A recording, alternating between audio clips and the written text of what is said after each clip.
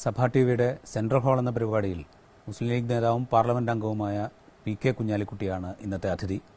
നമുക്കൊപ്പം മന്ത്രി VS സുനിൽകുമാർ കൂടിയുണ്ട്. നമസ്കാരം. അങ്ങ് ഈ നിയമസഭ വരും മുമ്പ് നമ്മുടെ പഴയ നിയമസഭ ഉള്ള സമയത്ത് 1951 മുതൽ അങ്ങ് നിയമസഭ അംഗമാണ്. ഇതിൽ ഈ 35 കൊല്ലത്തെ നിയമസഭ ഒരു പ്രവർത്തന പരിചയമുണ്ടല്ലോ, അത് അങ്ങിപ്പോൾ യാദൃശ്യമായിട്ടാണെങ്കിൽ അങ്ങ് ഇന്ത്യൻ പാർലമെന്റിലേക്ക് ഞങ്ങളാരും പ്രതീക്ഷിച്ചല്ല. കാരണം അങ്ങ് ഞങ്ങളുടെ കൂടെ പ്രതിപക്ഷത്തിരുന്ന് പ്രവർത്തിച്ചുകൊണ്ടിരിക്കുമ്പോഴാണല്ലോ അങ്ങ് എവിടേക്ക് പോയത്. അപ്പം അങ്ങ് പെട്ടെന്ന് ഈ നമ്മുടെ ഈ കേരള പൊളിറ്റിക്സ് വിട്ട് ദേശീയ രാഷ്ട്രീയത്തിലേക്ക് പോകാൻ പെട്ടെന്ന് പ്രേരിപ്പിച്ച ഘടകം എന്തായിരുന്നു വാസ്തവത്തിൽ? അതിൽ അങ്ങനെ പോകേണ്ട ഒരു കാര്യം ഉണ്ടായിരുന്നു? പോകേണ്ട ഒരു സാഹചര്യം അധികമൊന്നും ചിന്തിക്കാതെ ഇരിക്കുന്ന ഒരു സമയത്ത് പെട്ടെന്ന് വന്നതാണ്. അതായത് അഹമ്മദ് സാഹിബ് വിട വാങ്ങിയപ്പോൾ ആ ഒരു വൈകാരികമായ സാഹചര്യത്തിൽ അദ്ദേഹത്തിൻ്റെ ഒരു അഭാവം ഫീൽ ചെയ്യാതെ ഇരിക്കാൻ വേണ്ടി ലീഡർഷിപ്പിൽ നിന്ന് ആരെങ്കിലും തന്നെ ഡൽഹിയിലേക്ക് പോകണം എന്ന ഒരു ചർച്ചയാണ് വന്നത്. അങ്ങനെ പാർട്ടി ലീഡർഷിപ്പ് അപ്പോൾ ഒരു തീരുമാനം അങ്ങെടുത്തു. പറ്റേ അങ്ങോട്ട് പോയിട്ടില്ലെങ്കിൽ പോലും ദേശീയ രാഷ്ട്രീയത്തിലാണല്ലോ അങ്ങ് പ്രവർത്തിച്ചുകൊണ്ടിരുന്നത്. ഇപ്പോൾ അങ്ങ് പെട്ടെന്ന് കേരള രാഷ്ട്രീയത്തിലേക്ക് വരാൻ പോകുന്നു എന്ന് പറയുന്നതിന്റെ പിന്നിലെ രഹസ്യം എന്താണ്? വേണ്ടി വന്നതാണ്. നിങ്ങളൊക്കെ ഒന്ന് കൈകാര്യം ചെയ്യാൻ ഒരാളും കൂടി ഇരിക്കട്ടെ. അപ്പൊ പ്രതിപക്ഷത്തെ ബലപ്പെടുത്താൻ വേണ്ടി വരുന്നതാണ്. അല്ല, അതല്ല. എന്താണെന്ന് വെച്ച് കഴിഞ്ഞാൽ ഭരണകക്ഷി കേരളത്തിൽ ഇപ്പോൾ ഇങ്ങനെ ഭരണം നടന്നുകൊണ്ടിരിക്കുമ്പോൾ ഇവിടെ ഇലക്ഷൻ ഒക്കെ വരാൻ പോകുന്നു. അപ്പോൾ എൻ്റെ പ്രഗത്ഭരായ പ്രതിപക്ഷ നേതാക്കന്മാരെ കൂട്ടത്തിൽ ഒരാളും കൂടി വേണം. പാർട്ടിയല്ലേ ഓരോരോ ചുമതലകൾ. ഇപ്പൊ ഞാൻ പാർട്ടി ചുമതലകൾ തരുന്നതിനെ കുറിച്ച് നിങ്ങളോട് പറഞ്ഞു തരേണ്ട കാര്യമില്ലല്ലോ, കാരണമില്ല. അപ്പൊ അത് തെരഞ്ഞെടുപ്പ് വന്നപ്പോ ഇപ്പൊ ഒന്ന് സജീവമാവുക എന്നുള്ളത് പാർട്ടി കണ്ടതാണ്. CM-ന്റെ ഒരു ഭാഷ കടമെടുത്താല് അങ്ങനെ കണ്ടു. അപ്പൊ അത് തീരുമാനിച്ചു. അങ്ങനെയാണ് ഇപ്പൊ പാർലമെന്റിൽ നിന്ന് പോന്ന് നിയമസഭയിൽ മത്സരിക്കും. അത് ഒന്നും തീരുമാനിച്ചിട്ടില്ല. മത്സരം ഒന്നും തീരുമാനിച്ചിട്ടില്ല. ഇപ്പോൾ വളരെ ലിമിറ്റഡ് ആയിട്ടുള്ള ഒരു കാര്യമാണ് പറഞ്ഞിരിക്കുന്നത്. അതായത് തെരഞ്ഞെടുപ്പ് അടുത്ത സമയം ആയതുകൊണ്ട് കേരളത്തിൽ കോൺസെൻട്രേറ്റ് ചെയ്യണം, അത്രയേ ഉള്ളൂ. ദേശീയ രാഷ്ട്രീയം പൂർണ്ണമായിട്ടും ET മുഹമ്മദ് ബഷീർ, അദ്ദേഹം ഇപ്പം തന്നെ സെക്രട്ടറിയാണ്, അദ്ദേഹം ജനറൽ സെക്രട്ടറിയുടെ ചാർജ് അങ്ങോട്ട് കൊടുത്തു. എന്നോട് കേരള രാഷ്ട്രീയത്തിൽ സജീവമാവാൻ പറഞ്ഞു. അതുകൊണ്ട് മാത്രം വരുന്നു നമ്മൾ വിചാരിക്കാം. ബാക്കി എനിക്കറിഞ്ഞൂടാ, ബാക്കി പാർട്ടിക്ക് അറിയുള്ളൂ. കേരളത്തിലെ പ്രതിപക്ഷം PK കുഞ്ഞാലിക്കുട്ടി എന്ന് പറയുന്ന പ്രതിപക്ഷ ഉപനേതാവ് പാർലമെന്റിലേക്ക് പോയതിനു ശേഷം കേരളത്തിലെ UDF രാഷ്ട്രീയം കുറച്ചൊന്ന് പിന്നാക്കം പോയി എന്ന് തോന്നുന്നുണ്ടോ? അതുകൊണ്ടുകൂടിയാണോ ഇങ്ങനൊരു ചുമതലയുമായി താങ്കൾ തിരിച്ച് രാഷ്ട്രീയത്തിലേക്ക്, കേരള രാഷ്ട്രീയത്തിൽ തന്നെ സജീവമാകണമെന്നൊരു തീരുമാനത്തിലേക്ക് എത്തിയത്? അങ്ങനെയില്ല, ഒരിക്കലുമില്ല. കാരണം അത് പറയുന്നത് തീരെ ശരിയല്ലല്ലോ. കാരണം ഞാൻ ദേശീയ രാഷ്ട്രീയത്തിലേക്ക് പോയിട്ടും പോകുന്ന സമയത്തും കേരള രാഷ്ട്രീയത്തിൽ സജീവത നിലനിർത്തിക്കൊണ്ടേ പോകുന്നുള്ളൂ എന്ന് അന്നും പറഞ്ഞിരുന്നു. ആ സ്റ്റേറ്റ്മെന്റ് തന്നെ ഉണ്ട്. മാത്രമല്ല ഒറ്റ കാര്യം, മാത്രമല്ല ഇവിടെ വളരെ നല്ല പ്രവർത്തനമാണ് പ്രതിപക്ഷം നടത്തിക്കൊണ്ടിരുന്നത്, കഴിഞ്ഞ 4.5 കൊല്ലം നടത്തിയത്. പക്ഷെ ഇപ്പോൾ എലക്ഷൻസ്, ആഫ്റ്റർ എലക്ഷൻ വരികയാണ്. അപ്പോൾ അവരെ സഹായിക്കാൻ വേണ്ടി ഇവിടെ കോൺസെൻട്രേറ്റ് ചെയ്യാൻ പറഞ്ഞു എന്നേ ഉള്ളൂ. ഒരു പോരായ്മ ഉണ്ടായിട്ടല്ല. നമ്മൾ ഇതിന് തൊട്ടു മുമ്പതൊരു ഗവൺമെന്റിന്റെ കാലം എടുത്തു കഴിഞ്ഞാൽ മുഖ്യമന്ത്രിയായിരുന്നു ഉമ്മൻചാണ്ടി ഉണ്ടായിരുന്നു, PK കുഞ്ഞാലിക്കുട്ടി നേതൃത്വത്തിലുണ്ടായിരുന്നു, മന്ത്രിയായിരുന്നു, KM മാണി ഉണ്ടായിരുന്നു. അതിൽ KM മാണി ഇപ്പോൾ നമ്മുടെ കൂടെയില്ല. ഉമ്മൻചാണ്ടി നമുക്കറിയാം പ്രതിപക്ഷ നേതാവ് രമേശ് ചെന്നിത്തല ആയതിനു ശേഷം അദ്ദേഹം അത്ര സജീവമല്ല എന്ന് നമുക്കറിയാം. കുഞ്ഞാലിക്കുട്ടി കൂടി ദേശീയ രാഷ്ട്രീയത്തിലേക്ക് പോകുന്നു. അതുണ്ടാക്കുന്നൊരു വലിയ ശൂന്യത UDF അനുഭവപ്പെട്ടിട്ടുണ്ടോ? ഈ ശൂന്യത എന്നൊക്കെ പറഞ്ഞു കഴിഞ്ഞിട്ടുണ്ടെങ്കിൽ ആരും വളരെ അനിവാര്യമല്ലല്ലോ. ഞങ്ങൾ ആരും അനിവാര്യമാവാൻ പാടുമില്ല. എപ്പോഴിപ്പോൾ മന്ത്രി സുനിൽകുമാർ, അദ്ദേഹത്തിൻ്റെ പിൻഗാമികൾ കഴിഞ്ഞ കാലങ്ങളിലെ ആളെക്കുറിച്ച് ആലോചിച്ച് നോക്കി, അവരൊക്കെ ആരായിരുന്നു കേരള രാഷ്ട്രീയത്തിൽ? ആ ഗ്യാപ്പ് ഇവരൊക്കെ കൂടി വന്ന് ഫില്ല് ചെയ്തില്ലേ എന്ന് പറഞ്ഞതുപോലെ പുതിയ തലമുറ വരും. അദ്ദേഹം വളരെ പ്രഗത്ഭനല്ലേ, നമ്മൾ കാണുന്നുണ്ടല്ലോ. PK കുഞ്ഞാലിക്കുട്ടി ദേശീയ രാഷ്ട്രീയത്തിൽ നിന്ന് തിരിച്ചു വരുമ്പോൾ ഒരു ഉപമുഖ്യമന്ത്രി പദം വേണ്ടി വന്നാലൊരു മുഖ്യമന്ത്രി പദം, ഇതൊക്കെ അദ്ദേഹം വരുന്നത് പ്രതിപക്ഷത്തെ ശക്തിപ്പെടുത്താനാണ്. അല്ല, എന്നോടുള്ള വിരോധം ഇനിയും കൂട്ടാനാണ് പരിപാടി അല്ലേ? അല്ല, ഞാൻ സീരിയസ് ആയി ചോദിച്ചതാണ്. ലീഗിന് എന്തായാലും ഉറച്ച സീറ്റുകൾ 21 അവിടെ ഉണ്ട് എന്ന് കുഞ്ഞാലിക്കുട്ടി സാഹിബിന് അറിയാം. ഉറച്ച സീറ്റുകൾ, നല്ലൊരു ബാർഗെയിനിങ്ങിന് അവസരമുണ്ട്. പി കെ കുഞ്ഞാലിക്കുട്ടിയെ പോലൊരാൾ നേതൃത്വത്തിലുണ്ട് എന്ന് വിചാരിക്കുക. വേണ്ടി വന്നാൽ മുഖ്യമന്ത്രി പദം ചോദിച്ചു. അല്ല, പ്രതിപക്ഷ ഉപനേതാവുന്നതിന് എന്തിനാണ് തർക്കം? അതെ, ഞങ്ങൾ ഇവരെ അത് കണ്ടില്ലേ? അല്ല, ഞാൻ അതിനെക്കുറിച്ച് കുഞ്ഞാലിക്കുട്ടി സാഹിബിന്റെ അഭിപ്രായം അദ്ദേഹം പറയുന്നത് കറക്റ്റാണ്. അദ്ദേഹം പറയുന്നത് എന്താണെന്ന് വെച്ച് കഴിഞ്ഞാല് അവര് ജയിക്കാനാണ് അവർ പ്രവർത്തിക്കുന്നത്. ഞാൻ പ്രവർത്തിക്കുന്നത് ഞങ്ങൾക്ക് ഭരണം പിടിക്കാൻ തന്നെയാണ്. അവിടെ UDF-ന് ഭരണം പിടിക്കാൻ. എന്റെ കാര്യം വ്യക്തിയില്ല, മുഖ്യമന്ത്രി മറ്റ് അങ്ങനത്തെ ഒന്നും ഇപ്പൊ ഞങ്ങൾ ചിന്തിച്ചിട്ടില്ല. ചിന്തിക്കാത്ത എനിക്ക് പറയാൻ കഴിയില്ലല്ലോ. പക്ഷെ ഇവരെ തോൽപ്പിക്കാനാണ് ഞാൻ വന്നത്, ആ കാര്യത്തിൽ സംശയമൊന്നുമില്ല. അപ്പൊ അദ്ദേഹം പറയുന്നു പ്രതിപക്ഷത്തെ തന്നെ ഞങ്ങളെ ഇരുത്തും. അതാണ് ആ സ്പിരിറ്റില് ഞങ്ങൾ ഫൈറ്റ് ചെയ്യാം. ലീഗിന്റെ ഒരു UDF-ലെ വിലപേശൽ ശക്തി കൂട്ടുക എന്നത് പി കെ കുഞ്ഞാലിക്കുട്ടി എന്ന നേതാവ് സംസ്ഥാന രാഷ്ട്രീയത്തിലേക്ക് ഞങ്ങൾ അങ്ങനെ ആവശ്യത്തിൽ കവിഞ്ഞ ബാർഗെയിനിക്ക് പോകുന്ന കൂട്ടറല്ല. പിന്നെ ഈ കാര്യങ്ങളൊക്കെ പിന്നെ പാർട്ടി ചർച്ച ചെയ്ത് വരുന്ന ഘട്ടങ്ങളിലല്ലേ വരുള്ളൂ. ഞാൻ സംസ്ഥാന രാഷ്ട്രീയത്തിൽ സജീവമാകുന്നു എന്നുള്ളത് പാർട്ടി തീരുമാനിച്ചു. അതിന്റെ അപ്പുറമുള്ളവൻ തീരുമാനിക്കാത്ത സ്ഥിതിക്ക് എനിക്കിതിന് മറുപടി പറയാൻ കഴിയില്ല. മലപ്പുറത്തൊക്കെ വേങ്ങരയിൽ വീണ്ടും മത്സരിക്കാൻ പോകുന്നു എന്ന് വർത്താനമുണ്ട്. അതൊന്നും പാർട്ടി ചർച്ച ചെയ്തിട്ടുമില്ല, തീരുമാനിച്ചിട്ടുമില്ല. ഒരു കാര്യം ഉറപ്പ്, ഞങ്ങൾ ഇവരെ തോൽപ്പിക്കാനും നോക്കും, അവർ ഞങ്ങളെ തോൽപ്പിക്കാനും നോക്കും. അത് സെറ്റ് ചെയ്ത് കഴിഞ്ഞു. അവസാനം പര്യവസാനം എങ്ങനെയാന്ന് നമുക്ക് കാത്തിരുന്ന് കാണാം.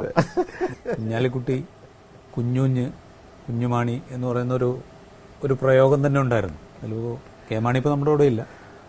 ഒരേ സമയത്താണ് ഏതാണ്ട് ഉമ്മൻചാണ്ടി പ്രതിപക്ഷ നേതാവാകാനില്ല എന്ന് പറഞ്ഞ് മാറി നിന്ന ഉമ്മൻചാണ്ടി ദേശീയ രാഷ്ട്രീയത്തിൽ, സംസ്ഥാന രാഷ്ട്രീയത്തിൽ, UDF രാഷ്ട്രീയത്തിൽ, കോൺഗ്രസ് രാഷ്ട്രീയത്തിലൊക്കെ കുറെ കൂടെ സജീവമായി വരുന്നു. ഏതാണ്ട് അതേ സമയത്ത് കുഞ്ഞാലിക്കുട്ടി സാഹിബും ദേശീയ രാഷ്ട്രീയത്തിൽ നിന്ന് തിരിച്ചു വരുന്നു. ഇതൊരു UDF-ലെ തന്നെ ഒരു റീഅലൈൻമെന്റിന്റെ സൂചനയാണോ? കുഞ്ഞുമാണി, കുഞ്ഞാപ്പ എന്നെല്ലാം കൂടി ഇവര് ഞങ്ങൾക്ക് ഇട്ട പേരുകളാണ്. വീട്ടിൽ വിളിച്ചിരുന്ന പേര് നാട്ടിലാക്കിയത് ഇവരെല്ലാരും കൂടിയാണ്. അതുപോലെ തന്നെ വാർത്താ മാധ്യമങ്ങളും എല്ലാം കൂടി. നാട്ടിൽ എല്ലാവർക്കും ഓരോ വിളിപ്പേരുണ്ടായിരുന്നു, എല്ലാവർക്കും ഉണ്ടാവും, ഇവർക്കൊക്കെ ഉണ്ടാവും, അത് പുറത്തറിയാത്തതുകൊണ്ടാണ്.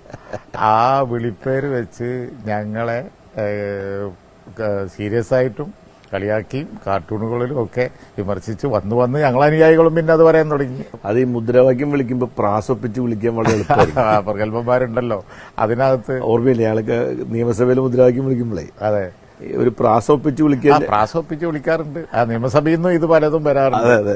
അതിലും മാതൃകയാണ് കേട്ടോ. ഇപ്പൊ മന്ത്രിയായി വളരെ സീരിയസ് ആയിട്ടൊക്കെ ഇരിക്കുന്നുണ്ട്.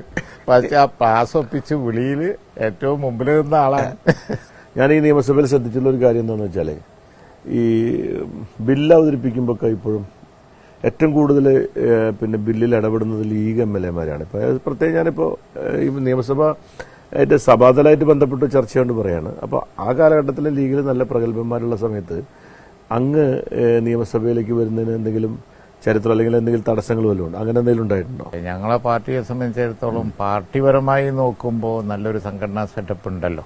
അങ്ങനെയൊക്കെ അറിയാലോ, നമ്മൾ ഒരുപാട് കാലം ഒന്നിച്ചിരുന്നതല്ലേ, ചരിത്രം അതാണല്ലോ. ഞങ്ങളുടെ നേതാക്കന്മാരൊക്കെ ഇപ്പോഴും ആ കാലഘട്ടമൊക്കെ വളരെ നന്നാക്കി പറയുന്നതാണ്. ആ കാലത്തുള്ള നേതാക്കന്മാരായിരുന്നു ഞാൻ വരുമ്പോൾ.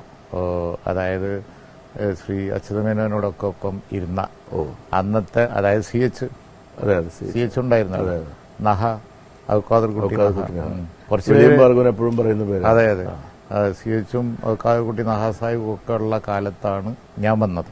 ഞാൻ ബാക്ക് ബെഞ്ചറായിട്ട് ഇരിക്കുമ്പോൾ, ബാക്ക് ബെഞ്ചറായി ഇരിക്കുന്ന കാലത്ത് ഫ്രണ്ട് ബെഞ്ചിലുണ്ടായിരുന്നത് 82-ല് ഇവരൊക്കെ ആയിരുന്നു. പ്രഗത്ഭരായ നേതാക്കന്മാരായിരുന്നു. അങ്ങനെയുള്ള ഉന്നത നേതാക്കന്മാരൊക്കെ മുമ്പിലിരിക്കുമ്പോഴാണ് ഞാൻ ബാക്കിൽ പിന്നെ വരുന്നത്. അപ്പോൾ പിന്നെ അന്നത്തെ നിലയിൽ അവരൊക്കെ വളരെ പ്രഗത്ഭരാണ്.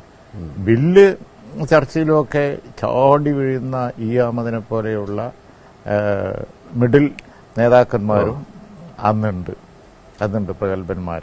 ലീഗിന് ആ ഒരു ഗുണം ഏത് കാലത്തുണ്ട്. ഇപ്പോഴത്തെ അസംബ്ലി പാർട്ടിയിൽ, ഞാനില്ലാത്ത ഈ അസംബ്ലി പാർട്ടിയിൽ പോലും അങ്ങ് പറഞ്ഞതുപോലെ വളരെ നന്നായി ചർച്ചയിൽ പങ്കെടുക്കുന്ന നിരവധി MLA-മാരുണ്ട്. ഞാൻ വാസ്തവത്തിൽ കണ്ണൂർ ആണ് ഞാൻ വിദ്യാർത്ഥി. ഞാൻ അവിടെ പഠിച്ചത് തളിപ്പറമ്പിൽ സർ സെയ്ദ് കോളേജിൽ. സർ സെയ്ദിലാണ് പഠിച്ചത്. അപ്പോൾ കണ്ണൂരിൽ ഞാൻ വിദ്യാർത്ഥി രാഷ്ട്രീയത്തിൽ കഴിഞ്ഞ വിദ്യാർത്ഥി രാഷ്ട്രീയം കഴിഞ്ഞപ്പോൾ മലപ്പുറത്തെ ചെയർമാനായി, മുനിസിപ്പൽ ചെയർമാൻ. അപ്പം തന്നെ അധികം വൈകാതെ അങ്ങനത്തെ ഒരു സെലക്ഷൻ. മുനിസിപ്പൽ ചെയർമാനായിട്ട് എത്ര കൊല്ലം ഇരുന്നിട്ടുണ്ട്? 2.5 കൊല്ലം ഇരുന്നുള്ളൂ. ആ 2.5 കൊല്ലം ഇരുന്ന് ആ പദവി തീരുന്നതിന് മുമ്പ് തന്നെ MLA. അന്ന് രണ്ടും കൂടി ആവാം. അങ്ങനെ മുനിസിപ്പൽ ചെയർമാനും MLA അന്ന് പല പഞ്ചായത്ത് പ്രസിഡന്റുമാരും MLA-മാരാണല്ലോ. ആർ ബാലകൃഷ്ണപിള്ള പഞ്ചായത്ത് പ്രസിഡന്റുമാണ്, MLA ആണ്, മന്ത്രി, അങ്ങനെയൊക്കെ ഉണ്ടാവാറുണ്ട്. രാഷ്ട്രീയത്തില് ഒരുപാട് പരീക്ഷണങ്ങൾ സ്വാഭാവികമായിട്ടും അങ്ങേക്ക് ഉണ്ടായിട്ടുണ്ടാവുമല്ലോ. ചെറുപ്പകാലം മുതലുള്ള അനുഭവങ്ങളും രാഷ്ട്രീയത്തിലെ ആരോപണങ്ങളും പ്രത്യാരോപണങ്ങളും ഒക്കെ ഉണ്ട്. വലിയ പ്രതിസന്ധികളൊക്കെ നേരിട്ടപ്പോഴും ഒരുപാട് പ്രതിസന്ധികൾ സ്വാഭാവികമായിട്ടുണ്ടാവും. നിരവധി. അപ്പൊ ആ കാലഘട്ടങ്ങളിലൊക്കെ പിന്നെ അതിനെ അതിജീവിക്കുന്നതിന് ഉള്ളൊരു മന്ത്രം എന്തായിരുന്നു? അല്ലെങ്കിൽ ഒരു നമ്മളെയൊക്കെ ഈ മന്ത്രം എന്ന് പറഞ്ഞ് ഞങ്ങളെപ്പോഴും പറയും ഉറച്ച വിശ്വാസം, പിന്നെ ലീഡർഷിപ്പിന്റെ ബാക്കിങ്. ഇപ്പൊ ഞങ്ങളെ സംബന്ധിച്ചിടത്തോളം ജനങ്ങളുടെ പിന്തുണയും അതുപോലെ തന്നെ ലീഡർഷിപ്പിന്റെ. അന്ന് ശാബ്ദങ്ങൾ ജീവിച്ചിരുന്ന ഒരു കാലഘട്ടമായി. അദ്ദേഹമുള്ള വളരെ ജനങ്ങൾ അങ്ങേയറ്റം ബഹുമാനിച്ചിരുന്ന ഒരു നേതാവായിരുന്നു. അദ്ദേഹത്തിന്റെ ഒരു ബാക്കിങ്. അതുപോലെ തന്നെ നമുക്കിതൊക്കെ ഒരു സ്പിരിറ്റാണല്ലോ. നമ്മൾ പ്രതിസന്ധിയിൽ പെടുമ്പോൾ ആ പ്രതിസന്ധിയിൽ നമ്മളെ ഉഷാറാക്കിക്കൊണ്ട് ആളുകളും കൂടെ ഉണ്ടാവും, ജനങ്ങളും കൂടെ ഉണ്ടാവും. ഇപ്പോൾ ഒരു വിമർശനം വരുമ്പോഴാണല്ലോ നമ്മൾ മറുപടിയും പറയുന്നത്. അങ്ങനെയാണ്. ഇപ്പൊ ഞാൻ ദേശീയ രാഷ്ട്രീയത്തിൽ ഇങ്ങനെ ഇരുന്നപ്പോൾ നമ്മളെല്ലാവരും കൂടി ഡൽഹിയിൽ ഒരുമിച്ച് BJP അറ്റാക്ക് ചെയ്ത് അങ്ങനെ കഴിയായിരുന്നു. ഇപ്പോൾ പൗരത്വ ബില്ല് അത് ഇതെല്ലാം യോജിപ്പാണല്ലോ. ഇങ്ങോട്ട് വന്ന് കേരള രാഷ്ട്രീയത്തിൽ സജീവമായപ്പോൾ നിങ്ങളെ നേരെ തിരിയേണ്ട വിഷയം വന്നു. അപ്പൊ അറ്റാക്കും തുടങ്ങി. അപ്പോൾ സ്വാഭാവികം. അപ്പൊ എന്നെ അറ്റാക്ക് തുടങ്ങി. അറ്റാക്ക് വരുമ്പോൾ നമുക്കും അതിന്റെ ഒരു സ്പിരിറ്റ്, എനർജി കിട്ടും. അതിന്റെ ഒരു എനർജി കിട്ടും. അത് BJPയുടെ കാര്യം പറഞ്ഞപ്പോ അങ്ങ് ഈ BJPയോടുള്ള സമീപനത്തിൽ ഒരു മൃദു സമീപനം സ്വീകരിക്കുന്നു എന്നുള്ളൊരു വളരെ ഗുരുതരമായിട്ടുള്ള ചർച്ച വരുന്നുണ്ട്. അതൊരു ആരോപണമായിട്ട് ഞാൻ പറയുന്നല്ല.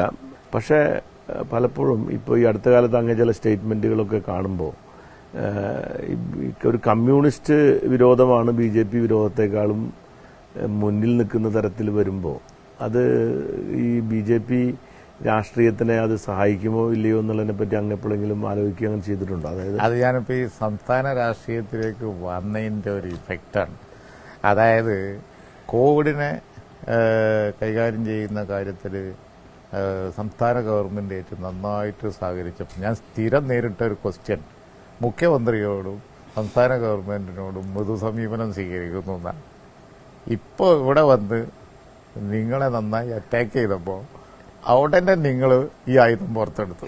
അല്ലല്ല, അത് അങ്ങ് വിവാദമായതൊരു പ്രസ്താവനയാണ്. അതായത് മുഖ്യ ശത്രു BJP അല്ല, CPM-ഉം LDF-ഉമാണ് എന്നൊരു പ്രസ്താവന താങ്കളുടേതായി വന്നു എന്നാണ് കേരളത്തില് ഞാൻ ഒരു കാര്യം പറയട്ടെ. കേരളത്തില് ഈ BJP വലിയ പാർട്ടിയാണെന്ന് പറയുന്നത് BJPയെ സഹായിക്കലാണ്. മഞ്ചേശ്വരം തെരഞ്ഞെടുപ്പിന്റെ ചുമതല ഏറ്റെടുത്തു പോയി അവരെ അവിടെ ആദ്യം 100 വോട്ട് എന്നുള്ളടത്ത് 10,000 വോട്ടിന് തോൽപ്പിച്ച ആളാണ് ഞാൻ. കാസർഗോഡ് ഞങ്ങൾ ജയിക്കുന്നിടത്ത് 2ാം സ്ഥാനത്ത് BJPയാണ്. തിരുവനന്തപുരത്ത് വന്ന ശശി തരൂർ, അതുപോലെ തന്നെ അന്ന് മുരളീധരൻ ജയിച്ച അവിടെയൊക്കെ തിരുവനന്തപുരം ഈസ്റ്റ്, വട്ടിയൂർക്കാവ് UDF ആണ് വാസ്തവത്തിൽ കേരളത്തിൽ.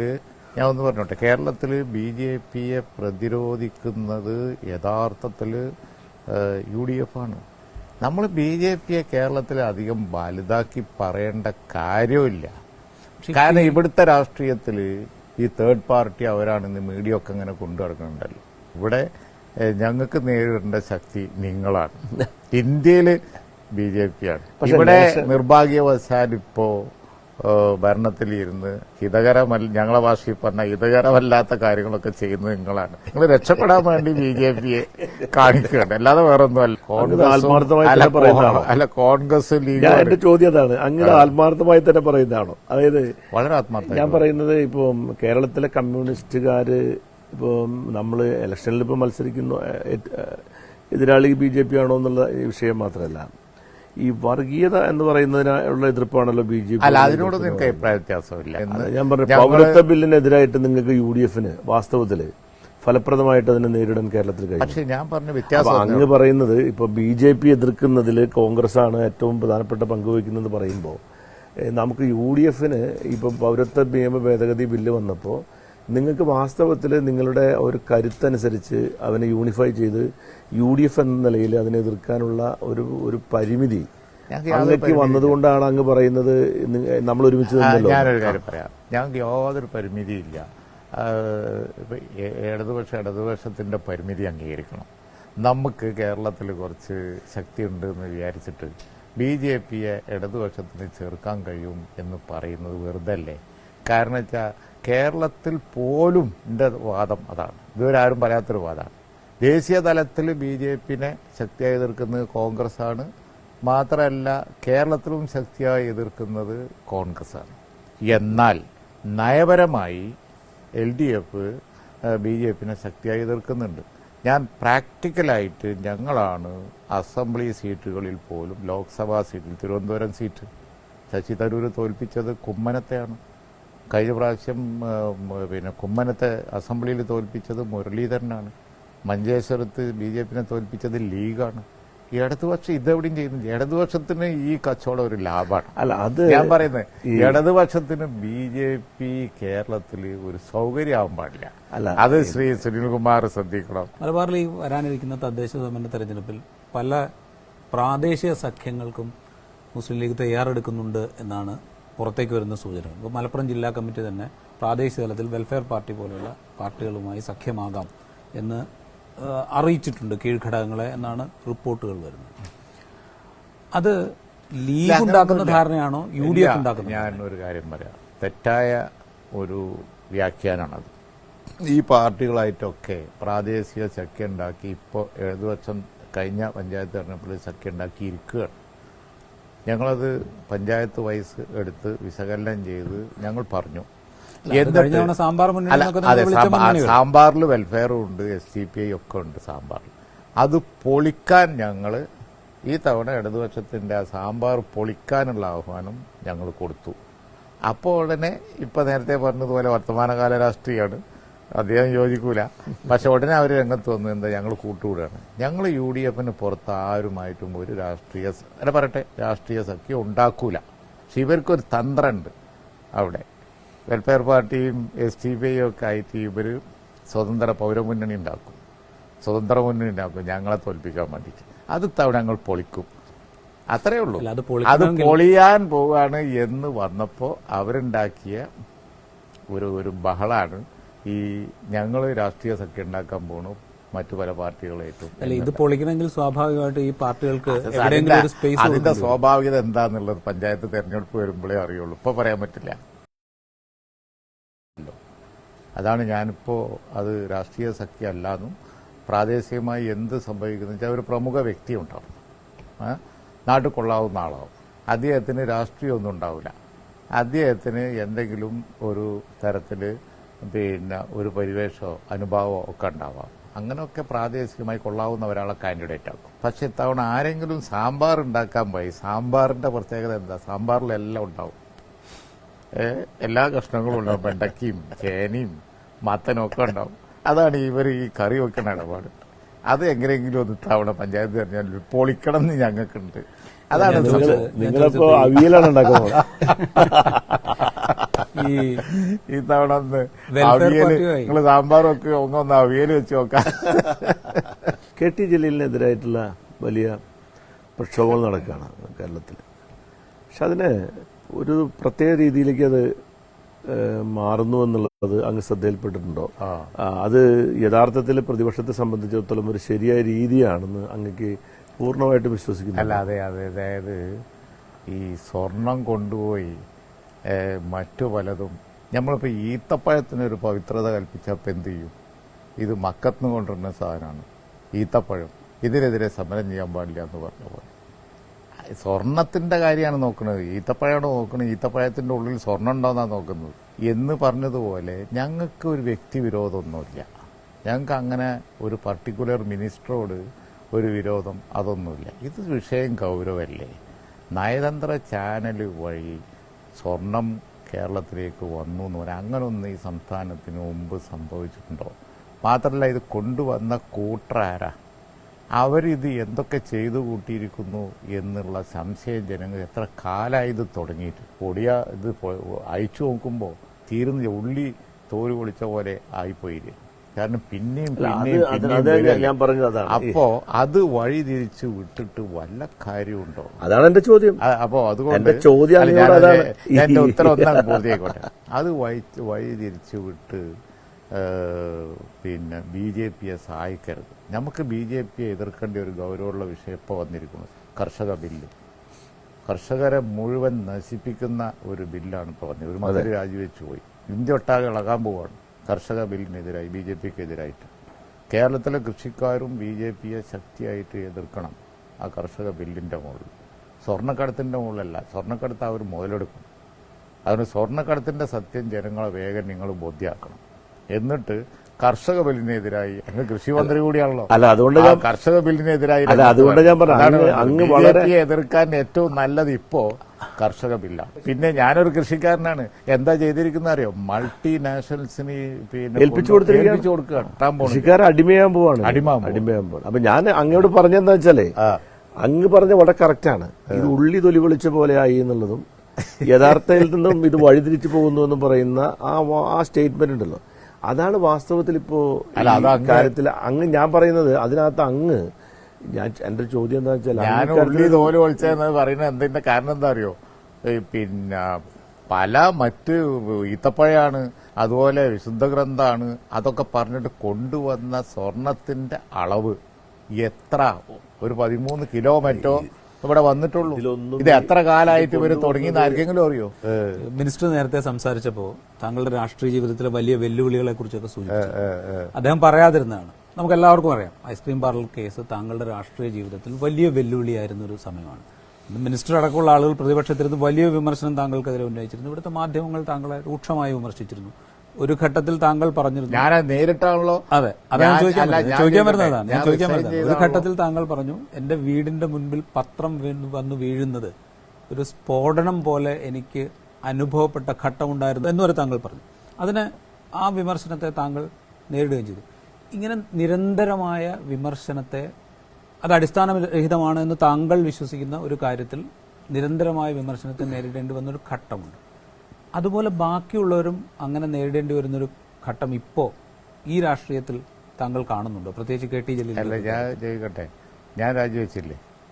വെച്ചോല്ലേ? ഞാൻ രാജിവെച്ചില്ലേ? ഞാൻ അന്വേഷണങ്ങളെ നേരിട്ടില്ലേ? എല്ലാ പീഡനവും സഹിച്ചല്ലോ. അപ്പോൾ അതുപോലെ തന്നെ ഇപ്പോൾ ഒരു ഡിമാൻഡ് വരുമ്പോൾ നമ്മൾ, ഞാൻ എൻ്റെ അനുഭവം വെച്ചിട്ട് പറയുമ്പോൾ ഞാൻ പറയേണ്ട എന്താ, ഒരുപാട് പ്രതിബന്ധങ്ങളെ നേരിട്ട് തരണം ചെയ്ത് അനുഭവിച്ച് വന്നു എന്നല്ലേ ഞാൻ പറയേണ്ടത്. അതേപോലെ ഓരോ രാഷ്ട്രീയ നേതാവിൻ്റെ ജീവിതത്തിലും വന്നേക്കാം. അതിനെ തന്മയത്വത്തോടു കൂടിയും അതിൻ്റെ സ്പിരിറ്റിലും അവർ നേരിടട്ടെ. ഒരാൾ കുടുങ്ങണമെന്നോ ഒരാൾ പെട്ടുപോകണമെന്നോ എന്നൊന്നും നമുക്കാർക്കും ആഗ്രഹമില്ല. പക്ഷേ ഇതുപോലുള്ള അലിഗേഷൻ വരുമ്പോൾ നമ്മൾ അതിനെതിരെ പ്രകോപിതരായിട്ട് കാര്യമില്ല. അതിനെ നേരിടുക, മറുപടി പറയാം. അതാണ് ഇതിപ്പോൾ ഈ വന്നിരിക്കുന്ന സംഗതി എന്ന് പറഞ്ഞു കഴിഞ്ഞിട്ടുണ്ടെങ്കിൽ, ആരോ സ്വർണം കൊണ്ടുവന്നതായിരിക്കാം. പക്ഷേ അതിൽ എൻ്റെ റോൾ ഇത്രയേ ഉള്ളൂ എന്ന് മന്ത്രി വിശദീകരിക്കണ്ടേ? അല്ലെങ്കിൽ അന്വേഷണം കഴിയുമ്പോൾ തെളിയായിരിക്കും, നിരപരാധി ആയിരിക്കും. ആർക്കാ വിരോധം? നമുക്ക് വിരോധമില്ല. നിരപരാധിയാണെന്നുണ്ടെങ്കിൽ കൈ കഴുകി പോരട്ടെ, പൊതുജീവിതത്തിൽ നമുക്കാർക്കും അതില്ല. പക്ഷേ വിദ്യാർത്ഥി സംഘടനകളും യുവജന സംഘടനകളും ഈ കോവിഡിൻ്റെ കാലത്ത് വളരെ ലിമിറ്റഡായി, എനിക്കൊക്കെ എതിരുണ്ടായ സമരം ഇതും തമ്മിൽ വല്ല താരതമ്യമുണ്ടോ? ഇപ്പൊ നടക്കുന്ന 2 കണ്ണീർവാതകവും ഷെല്ലും കണ്ടിട്ടാണോ ഈ ഭയപ്പെടുന്നത്? എന്നെയൊക്കെ ഞാൻ തിരുവനന്തപുരത്ത് നിന്ന് എറണാകുളത്ത് നിന്ന് തിരുവനന്തപുരത്ത് എത്തുന്ന കിട്ടിയ ഏറിന് വല്ല കടക്കുണ്ട്. നിങ്ങൾ അറിഞ്ഞൊന്നും ഞാൻ പറയണില്ല. ചിലപ്പോ അറിഞ്ഞിട്ടുണ്ടാവും. അതെ, ആ സമരത്തിന്റെ ചെയർമാനായിരുന്നു ഞാൻ. അതെ. അത് പിന്നെ കുറച്ച് കാലം കഴിഞ്ഞ് തിരിഞ്ഞു നോക്കുമ്പോൾ ഒരു അനുഭവമായി എനിക്ക് തോന്നുന്നു. അന്ന് ഉള്ള ചെറിയൊരു വ്യത്യാസം, അന്ന് പത്രത്തിൽ ഞാൻ പറഞ്ഞത് കറക്റ്റാണ്. പാമ്പ് വന്ന് വീഴുന്ന മാതിരിയാണ് രാവിലെ എന്ന് ഞാൻ പറഞ്ഞത് കറക്റ്റാണ്. ഒരു കാലത്ത് ഈ ആരോപണ വിധേയരായി വരുന്ന ആളുകൾക്കൊക്കെ അങ്ങനെ പറയാൻ കഴിയുമായിരിക്കും. ഞാൻ ആരോപണം പറയുമ്പോൾ വളരെ സംയമനം പാലിക്കുന്ന ഒരാളാണ്. ഞാൻ ചോദിക്കട്ടെ, ശിവശങ്കർ മലപ്പുറം കളക്ടറായി എന്റെ സെക്രട്ടറി ആയിരുന്നു. ഞാൻ ദീർഘകാലം ഡയറക്ടറായി IT ഡയറക്ടർ കേരളത്തിൽ. പിന്നെ എന്താ പറയുക, നമ്മൾ അക്ഷയ പരിപാടി മലപ്പുറത്ത് അക്ഷയ കൊണ്ടുവന്ന ആളാണ്. ഞാനറിയുന്ന ശിവശങ്കർ ഞാൻ വളരെ അധികം നന്നായി കൊണ്ടുവരുന്ന ഒരാളാണ്. പക്ഷെ ഇതിൽ ചെന്ന് പെട്ടുപോയി. ഒരു സ്റ്റേജിൽ വന്ന് പെട്ടതായിരിക്കാം. അപ്പൊ അതിനുള്ള അനുഭവിക്കട്ടെ. ഞാനിങ്ങനെ ഇദ്ദേഹത്തെ പറ്റി ഞാൻ ഇദ്ദേഹത്തിന്റെ വീട്ടിൽ പോകാൻ വേണ്ടി പലവണ ശ്രമിച്ചു. ഒരിക്കൽ വിളിച്ചപ്പോൾ അദ്ദേഹം വീട്ടിലുണ്ടായിരുന്നില്ല. കാരണം ഇദ്ദേഹം ഒരു മഹാകൃഷിക്കാരനാണ്, ചെറിയ കൃഷിക്കാരനല്ല. അതായത് ഇപ്പൊ നമ്മൾ വിചാരിക്കും എന്തെങ്കിലും വഴുതനയും വെണ്ടയും വെക്കുന്ന പരിപാടി, അതല്ല. ഞാൻ കണ്ടിട്ടുണ്ട്. അദ്ദേഹം എന്ന് പറയുന്നത് വളരെ ഹൈലി പ്രൊഫഷണലായി. ഇദ്ദേഹത്തിന്റെ വൈഫ് ഇദ്ദേഹത്തെക്കാളും വലിയ ജൈവ കൃഷിക്കാരിയാണ് എന്നാണ് ഞാൻ മനസ്സിലാക്കിയിട്ടുള്ളത്. അപ്പം ഈ കാർഷിക മേഖലയുമായിട്ട് ബന്ധപ്പെട്ടുകൊണ്ട് ഇത്രയും വലിയ ഒരു താല്പര്യം വരാനുള്ള കാരണം എന്താ? അല്ല, ട്രഡീഷണലായിട്ട് നമ്മൾ കൃഷിക്കാരാണ്. പിന്നെ എന്ത് തന്നെ പറഞ്ഞാലും ശരി, മനുഷ്യന്റെ ജീവിതത്തിൽ ആശ്വാസം തരുന്ന ഒരു സംഗതി ഇതൊന്നുമല്ല. കൃഷി ഒരു വല്ലാത്ത അങ്ങ് കൃഷിമന്ത്രിയാണ്, ഞാൻ വ്യവസായ മന്ത്രിയും വളരെ വേറെ ലോകത്ത് അറിയപ്പെട്ട ആളാണ്. പക്ഷെ എന്റെ സ്വകാര്യത അന്നും ഇന്നും എന്നും കൃഷിയാണ്. കൃഷി എന്ന് പറഞ്ഞാൽ ആ പറമ്പിൽ ചെന്നിട്ട് പിന്നെ ഈ പ്രകൃതി ആസ്വദിച്ച്. എന്തൊക്കെ തരം കൃഷിയുണ്ട് ഞാൻ ഇപ്പൊ ചെയ്യുന്ന അവിടെ എന്ന് വെച്ച് കഴിഞ്ഞിട്ടുണ്ടെങ്കിൽ എല്ലാതരം പച്ചക്കറികളും ഉണ്ട്, നെല്ലുണ്ട്, അതുപോലെ തന്നെ നമ്മളെ നാട്ടിൽ രാഗി എന്ന് പറയും, രാഗി, ചാമ അങ്ങനത്തെ സംഗതികളൊക്കെ അത്യാവശ്യം എല്ലാം ഉണ്ട്. അതുപോലെ തന്നെ ആടുണ്ട്, കോഴിയുണ്ട്, കുളത്തിൽ മത്സ്യമുണ്ട്. അങ്ങനെ ഇല്ലാത്ത പച്ചക്കറികൾ, ഫ്രൂട്ട്സ് ഉണ്ട്. ഒന്നും വാങ്ങാറില്ല. വീട്ടിൽ ഒരു സാധനം പുറത്തുനിന്ന് വാങ്ങാനില്ല. എന്റെ അയൽവാസികളും വാങ്ങൂല. അത് ശരി, എല്ലാവർക്കും കൊടുക്കും. വിൽപ്പനല്ല. അതുകൊണ്ട് അത് നേരിട്ട് കാണാൻ എനിക്ക് താല്പര്യം ഉണ്ടായിരുന്നു. അത് വന്ന ഞാൻ ഒരു 2 പ്രാവശ്യം പിന്നെ അതിലെ വന്നപ്പോ ഞാനും വിചാരിച്ചതാ. കുറച്ച് ലൈറ്റ് ആയിട്ടുള്ള കാര്യങ്ങൾ ചോദിച്ചോട്ടെ. ഈ ട്രോളുകളുടെ ഒക്കെ കാലമാണല്ലോ. കുഞ്ഞാലിക്കുട്ടി സാഹിബിന്റെ കാര്യത്തില് അത് വലിയ ഇഷ്യൂ ആക്കണ്ട, വിനീതനായി ഞാൻ എന്നൊക്കെ ട്രോളുകളിൽ നിരന്തരം കാണാറുണ്ട്. എങ്ങനെയാണ് ഈ പ്രയോഗം? ഞാൻ ആ വിനീതൻ വിട്ടു. വിനീതനാവണ്ട തീരുമാനിച്ചു. അല്ലാതെ ഞാൻ വിനീതനാവണ്ട. എന്താന്ന് വെച്ച് കഴിഞ്ഞിട്ടുണ്ടെങ്കിൽ പണ്ട് പിന്നെ ഞാൻ എന്നുള്ള പ്രയോഗം നിയമസഭയിൽ പറയുമ്പോൾ ഈ ഞാൻ പ്രയോഗം കുറച്ച് കുറക്കണം കേട്ടോ. നമ്മളെ അന്തരിച്ചു പോയ ശ്രീ ഷൺമുഖദാസ് ഒരിക്കൽ എന്നോട് പറഞ്ഞു, ആ മന്ത്രിയാവുമ്പോൾ ഞാൻ ഈ ഉത്തരവൊക്കെ പറയുമ്പോൾ ഞാൻ അപ്പൊ എനിക്കിതിപ്പോ ഒരു കുഴപ്പമാണല്ലോ, ഞാനൊന്നും പറയാതിരിക്കാനും വയ്യ. അപ്പൊ വിനീതനെ ഞാൻ കൂട്ടിച്ചേർത്താണ് വിനീതൻ. അത് ഈ ട്രോളരെല്ലാം കൂടി എന്നെ അങ്ങോട്ട് വിനീതനാക്കി. അത് ഇവരെല്ലാം കൂടി ചെയ്തിട്ട് അവസാനം ഞാൻ വിനീതൻ വിട്ടു. ഇനി വിനീതനല്ല. ഇതൊരു വലിയ ഇഷ്യൂ ആക്കണ്ട എന്നുള്ളതാണ് ഇനിയുള്ള ബാക്കി. അല്ല, പിന്നുള്ളത് ഇഷ്യൂ വലിയ ഇഷ്യൂ ഒന്നല്ല. നമ്മുടെ ഈ വലിയ എല്ലാവർക്കും ഓരോന്ന് വേണം, മാനറിസങ്ങളൊക്കെ ഉണ്ടാവില്ല അല്ലേ? അങ്ങനെ ഉണ്ട്. പിന്നെ ഓരോരുത്തരെ നോക്കുകയാണെങ്കിലും ഇപ്പൊ ഇന്നലെ ഒരാൾ എന്നോട് പറഞ്ഞു, നമ്മളൊക്കെ ബഹുമാനിക്കുന്ന വളരെ റെസ്പെക്ട് ആയിട്ടുള്ള പിന്നെ സഖാവ് EMS നമ്പൂതിരിപ്പാട് ആദ്യകാലത്ത് ക്ലാസ് എടുക്കുമ്പോൾ പറയുന്നത് ഒരു കമ്മ്യൂണിസ്റ്റ് നേതാവ് ഇന്നലെ പാർലമെന്റിൽ ഇരിക്കുമ്പോൾ എന്നോട് ഇങ്ങനെ പറഞ്ഞു. അപ്പോൾ കേരളത്തിലുള്ള ആളല്ലല്ലോ പറഞ്ഞത് കേട്ടോ, പുറത്തുള്ള ആളാണ് അദ്ദേഹത്തെ പറ്റി പറഞ്ഞത്. രാഷ്ട്രീയം ഗൗരവമായി എടുക്കുന്ന അവരോട് ഞാൻ പറയണമെന്ന് പറയും. അപ്പോൾ അതിനെപ്പറ്റി പ്രേമേന്ദ്രൻ ഞങ്ങൾ സംസാരിച്ചു. രാഷ്ട്രീയം ഗൗരവമായി എടുക്കുന്നവരോടാണ് എനിക്ക് പറയാനുള്ളത്. ഇപ്പൊ രാഷ്ട്രീയം ഗൗരവമായിട്ട് എടുക്കുന്ന അല്ലാത്തവരോടൊന്നും എനിക്ക് വാഗ്ദാനം ചെയ്യാതാണല്ലോ പറഞ്ഞത്. അദ്ദേഹം അടിക്കടി പ്രയോഗിക്കുന്ന ഒരു പ്രയോഗമാണ് അത്. ഞാൻ അതിനെപ്പറ്റി ഇങ്ങനെ ചിന്തിച്ചിട്ടുണ്ട്. പോളിറ്റിക്സ് ഗൗരവമായിട്ട് എടുക്കുന്നവരോടെ എനിക്ക് വർത്താനുള്ളൂ. ഇന്ന് അങ്ങനത്തെ പ്രയോഗങ്ങൾ ഓരോ നേതാവിനും ഒരുപാടുണ്ടാവും. ഓരോ മാനറിസങ്ങളും ഞാനൊക്കെ ഈ വിഷയങ്ങൾ കൈകാര്യം ചെയ്യുമ്പോഴേ സമാധാനിപ്പിക്കാൻ പറഞ്ഞാണ് ഇനിയിപ്പോൾ അതൊരു ഇഷ്യൂ ആക്കണ്ട. അങ്ങനൊരു UDF-ലെ പ്രസിദ്ധനായിട്ടുള്ളൊരു പിന്നെ എന്താണ് ട്രബിൾ ഷൂട്ടറായിട്ടാണ് അങ്ങ് അറിയപ്പെടുന്നത്. ഇഷ്യൂസ് എല്ലാം പരിഹരിക്കുന്ന ഒരാളാണ്. അപ്പൊ അങ്ങനെ ഒരു സ്വീകാര്യത പിന്നെ എങ്ങനെയാണ് ഈ 10-35 കൊല്ലം കൊണ്ട് നേടിയെടുത്തത് എന്ന്? UDF-ല് തർക്കങ്ങൾ വന്നു കഴിഞ്ഞാൽ പിന്നെ അതിൻ്റെ നടുക്ക് നിൽക്കേണ്ട ഒരു റഫറി റോള് ഇങ്ങനെ ഓട്ടോമാറ്റിക്കായിട്ട് താനെ ഉരുത്തിരിഞ്ഞ് വന്നതാണ്. തർക്കങ്ങൾ വരുമ്പോൾ ഈ തർക്കങ്ങൾ അങ്ങ് അവസാനിപ്പിച്ച് നമുക്കൊരു തീരുമാനത്തിലേക്ക് എത്തണമല്ലോ എന്ന് ഈ വെറുതെ വർത്താനം പറയുമ്പോൾ അതൊന്ന് അവസാനിപ്പിക്കാൻ വേണ്ടി തുടങ്ങിയതാണ്. പിന്നെ അത് ഒരു സ്ഥിര റോളായിട്ട് മാറി. സ്ഥിര റോളായി മാറി. പിന്നെ നല്ല സൗഹൃദം നമ്മളെ ഇതിന് സഹായിക്കും. അതെ അതെ. ഈ പൊളിറ്റിക്സിൽ ഇപ്പോൾ ഈ നല്ല സൗഹൃദങ്ങൾ കുറഞ്ഞു വരുന്ന ഒരു 2-3 കാര്യങ്ങൾ നമ്മൾ ചർച്ച ചെയ്യേണ്ടതുണ്ട്. ഇപ്പം രാഷ്ട്രീയത്തിൽ അങ്ങ് വിദ്യാർത്ഥി MSF കൂടെ വന്നു, പിന്നെ ഈ മുസ്ലിം യൂത്ത് ലീഗായി, പിന്നെ MLA ആയി, പിന്നെ വർക്ക് ചെയ്താണ് വരുന്നത്. പക്ഷെ ഇപ്പോൾ സോഷ്യൽ മീഡിയ വഴിയും ചാനൽ ചർച്ച കൂടിയൊക്കെ പെട്ടെന്ന് ലീഡേഴ്സായിട്ട് മാറാൻ കഴിയുന്ന ഒരു സാഹചര്യം നമ്മുടെ രാഷ്ട്രീയത്തിൽ ഒരു ബൈപ്പാസ് വരുന്നുണ്ട്. അതുപോലെ തന്നെ വ്യക്തിബന്ധങ്ങൾ, അതായത് വ്യക്തിപരമായി ഇപ്പോൾ രാഷ്ട്രീയത്തിൽ നമ്മൾ അങ്ങോട്ടും ഇങ്ങോട്ടും ഇപ്പോൾ എത്ര രാഷ്ട്രീയമായിട്ട് എതിർപ്പുണ്ടെങ്കിലും ഓരോരുത്തരെയും നമ്മൾ അംഗീകരിക്കുക എന്ന് പറയുന്ന ഒരു പോയിന്റ് ഉണ്ടല്ലോ, ഒരു റെസ്പെക്ട് ചെയ്യുക എന്നുള്ളത്. ആ റെസ്പെക്ട് നമുക്ക് പരസ്പരം ഉണ്ടാകുമ്പോൾ പല കാര്യങ്ങളും ഈ പറഞ്ഞ പോലെ നമുക്ക് ട്രബിൾ ഷൂട്ടിങ് എളുപ്പമാണ്, പ്രശ്നപരിഹാരത്തിന് എളുപ്പമാണ്, ഒരു അമിക്കബിളായിട്ടുള്ള രീതിയിലേക്ക് പോകുന്നതിന് എളുപ്പമാണ്. അത്തരം ഒരു അന്തരീക്ഷം നമ്മുടെ കേരള രാഷ്ട്രീയത്തിൽ ഇല്ലാതായിക്കൊണ്ടിരിക്കുന്നു. സൗഹൃദം രാഷ്ട്രീയ നേതാക്കന്മാർ തമ്മിലുള്ള സൗഹൃദം ഒരു സാഹചര്യത്തിലും വിടാൻ പാടില്ല. കാരണം ഇന്നിപ്പോ നല്ല രൂക്ഷമായ പ്രശ്നം നടക്കുമ്പോൾ നമ്മൾ അങ്ങോട്ടും ഇങ്ങോട്ടും നല്ലോണം തർക്കിക്കും. നാളെ വരുമ്പോൾ കാർഷിക പ്രശ്നം വരുമ്പോൾ നമ്മൾ ഒന്നിക്കും. അല്ലെങ്കിൽ മറ്റന്നാളെ വരുമ്പോൾ BJPക്കെതിരായി നമുക്ക് ദേശീയ തലത്തിൽ വേറൊരു ഇപ്പം ഏത് വിരോധമുള്ള രാഷ്ട്രീയ നേതാക്കന്മാരാണെങ്കിലും പറയുന്ന പൊതു ഇഷ്യൂ ഉണ്ടല്ലോ, ഒരു ഇഷ്യൂ ഒന്നും പൊതുവിഷയങ്ങളിൽ ഒതുങ്ങണം. ആ തർക്കം ഒതുങ്ങണം. അല്ലാതെ വ്യക്തിപരമായ നിലയിലേക്ക് അത് വരരുത്. അത് മീഡിയയെ ശ്രദ്ധിക്കേണ്ട ഒരു വിഷയമാണ്. ഞാനിപ്പോൾ കുറച്ച് മിതമായ ഭാഷയിൽ മുഖ്യമന്ത്രിയെ വിമർശിച്ച അപ്പം പറയും മൃദുത്വം, മുഖ്യമന്ത്രിയോട് മൃദുത്വം എടുക്കുമോ എന്ന് എനിക്ക് വിമർശനം വരും. എന്ന മാതിരി ഒരു സത്യം ഏതെങ്കിലും ഞാൻ പറഞ്ഞു എന്ന് വിചാരിക്കുക. കേരളത്തിൽ ഇപ്പോൾ ഈ BJPന്റെ വിഷയം വന്നപ്പോൾ ഞാൻ പറഞ്ഞു, ഇവിടെ നമ്മൾ തമ്മിലാണ് ഫൈറ്റ്. ഇവിടെ BJP ഒരു ഘടകമല്ല, ഘടകമാവുകയും ചെയ്യരുത്. അവരെ വലുതാക്കണ വർത്താനം നമ്മൾ രണ്ടുകൂട്ടരും പറയണ്ട.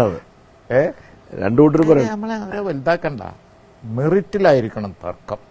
രാഷ്ട്രീയ തർക്കം മെറിറ്റില്ല. വ്യക്തിപരമായ തലത്തിലേക്ക് അത് പോകരുത്. വ്യക്തിപരമായ തലത്തിലേക്ക് പോവാതെ ആ സൗഹൃദം നിലനിർത്തിയാൽ അത് രാജ്യത്തിന് നല്ലത്. അതാണ് എൻ്റെ പക്ഷം. പിന്നെ അധികാരത്തിൻ്റെ ഇടനാഴികകളിൽ ഓരോരുത്തരും വന്നിട്ട് കുഴപ്പമുണ്ടാക്കാൻ നമ്മൾ അനുവദിക്കരുത്. ഞങ്ങളെ കാലത്തും അതുപോലെ ഇപ്പോഴൊക്കെ വന്ന് അതല്ല വേണ്ടത്. നാടിന് നല്ല സ്ഥിതി ഉണ്ടാവണം. ഈ നിയമസഭ ഈ മഹത്തായ ഫ്ലോറിന്ന് ജനങ്ങൾക്ക് കിട്ടുന്ന ഒരു ഉൽപ്പന്നം അതായിരിക്കണം. അതാണ് അതിന് സൗഹൃദം നല്ലതാണ്. ഒരു മിനിമം സൗഹൃദം എല്ലാവരും തമ്മിലുണ്ടാകുന്നത് ഗുണം ചെയ്യും എന്നുള്ള അഭിപ്രായം. ഈ സമരങ്ങൾക്കിടയിലും സൗഹൃദം പോവാതെ നമുക്ക് നോക്കാം. അതെ.